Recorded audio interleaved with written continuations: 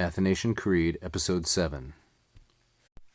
Immensis Pater, immensis Filius, immensis Spiritus Sanctus. Aeternus Pater, aeternus Filius, aeternus Spiritus Sanctus. The Father is unmeasured or boundless, unmeasured also the Son, unmeasured, boundless the Holy Spirit. All the words in this sentence, with which we need to supply the word est, or to which we supply the word est to be, all the words are masculine, singular, and nominative. The adjective immensis is derived from the deponent verb meteor, or meteor, I should say, which means to measure, with this negative prefix, im. The negative prefix in has been assimilated to the m in meteor, and thus we have immensis.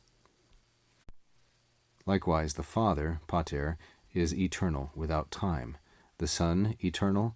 The Holy Spirit, Spiritus Sanctus, eternal. As with the previous sentence, we supply est, the verb to be from esse, third singular, and each one of the words here is masculine, singular, and nominative.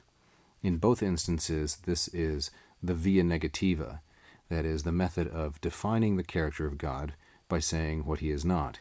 He's not measurable. He's outside of time, Father, Son, and Holy Spirit.